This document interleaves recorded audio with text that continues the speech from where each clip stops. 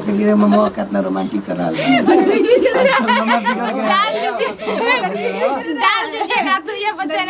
देखिए ये मेरी वाइफ की बहन है। आई जो है कमरा कर है जी, बढ़िया है। देखिए आज हम लोग बिहारी इंटरटेनमेंट भोजपुरिया पे, भोजपुरिया इंटरटेनमेंट बिहार पे हम लोग शूटिंग पे आए हैं।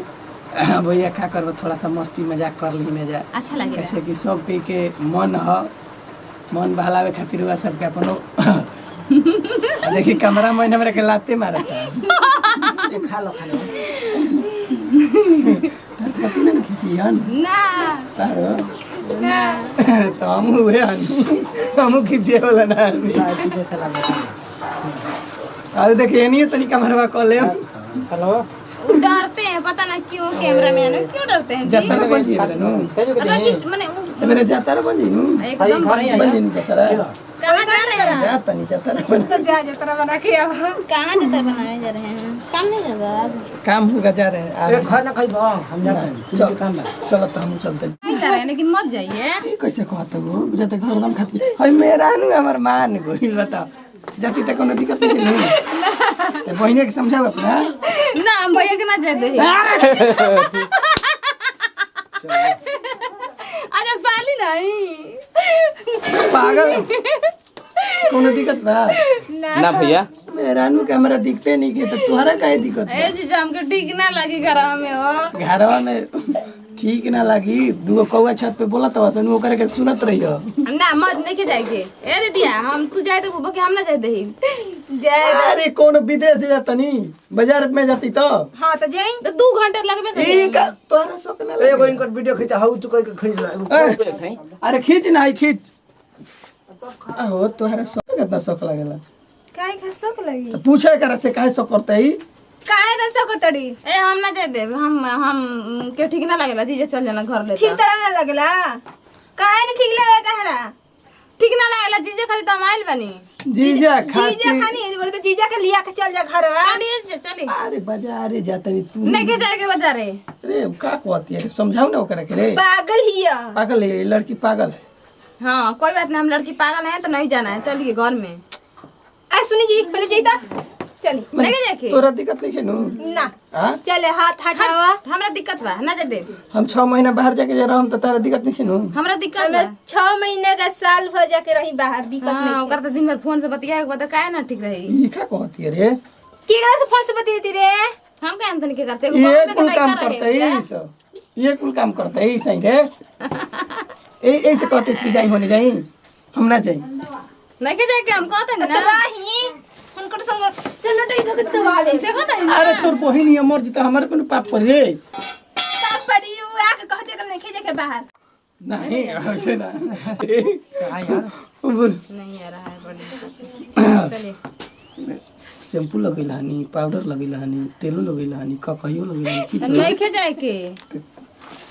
आता ना बढ़िया से नहाइलो हनी कि तनी जाई तनी बहरी बहरी घूम लेही। हां तो सब चीज मारिए लेनी तो जाई कौन नहीं के जाए के तो नहीं के जाए के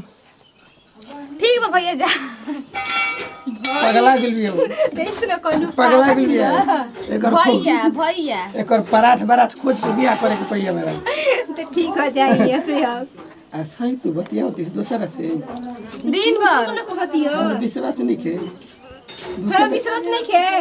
धोखा देले काहे हां धोखा तरह के नहीं के जाके चली घर में हम जानती तो हमर बढ़िया मेहरान भरू ऐसे जन काम मत करे जाबा कि झंझना जाता हां झंझना जाता अपने फिर हम रहती है तो विवाद करे। हां खूब विवाद अरे ना हो तू बैठ के खा सुनत रहतड़ू नहीं खदी के तहरा जा दी हम जतनी ना औरत मेरा के बात होला तो या के गुरु मारे लगी बैठा लियो सटा के। अरे ना तारा के छोड़ दूसरे के बिठा जाई पागल हड़ू का किसियाल इसका है रे ये मोर भाभी तुम पगला गेल बड़ी का दिन भर खाना में लाग रहतली इनकर देख देख के तो लगता कि हमरो बिगड़ जाई मोबाइल के दीवाना बन गेल बा। ए बुच्ची का भाभी का करतनी जी कुछ ना मोबाइल चलावत नहीं तनी देखनी ना भोजपुरी एंटरटेनमेंट बिहार पे एक वीडियो डालबा बड़ा मस्त रहवा। हां तरह के वीडियो ना भोजपुरी के बाद कुछ का हो जी कितना बढ़िया बढ़िया उपाय कॉमेडी वीडियो आवेला तू देखियो चैनल खोल के सुन ना भाई। ए बुच्ची का हो ऐसा भाभी बोलती है कर दीजिए दीदी का हो सुनो ना नाचो दिल लगल बा हमारे सखी रे ड्राइवरवा ठीक है सुनी ना बैठिए माती खा लेके जा जा जा जा लेके आओ मेहरानू का कहीं ना हमारे मेहरारू एकदम दोबारा जाते हैं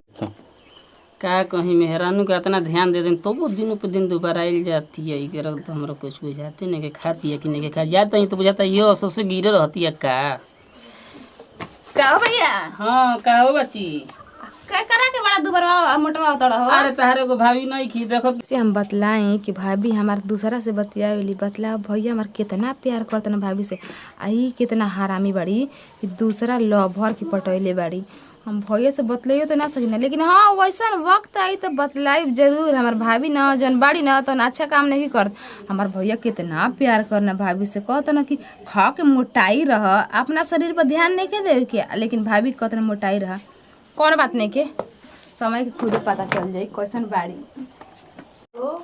बोला खाइए जान कैसन बनी अरे ठीक बानी अपन सब कह का बुझाता थे नहीं कर रहे लेकिन मत जाइए ये कैसे कहता वो जब तक एकदम खाती है मेरा नु हमर मान गोइल बताओ जति तक कोनो दिक्कत नहीं तो बहिनी के समझाओ अपना ना हम भैया के ना जाए दे अच्छा साली नहीं पागल कोनो दिक्कत बा ना भैया मेरा नु के हमरा दिखते नहीं के तो तुम्हारा काहे दिक्कत ए जी हमके ठीक ना लगी घरवा में हो घरवा में ठीक ना लगी दूगो कौआ छत पे बोला तो वसन वो करे के सुनत रहियो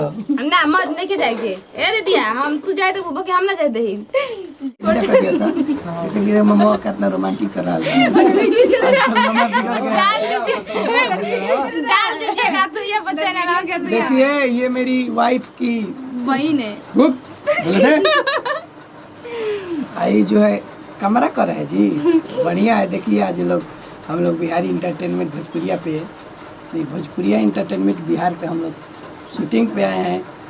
भैया क्या करबो थोड़ा सा मस्ती मजाक कर ली जाए अच्छा लगे कैसे कि सब के मन ह मन बहलावे खातिर हुआ सबके अपनो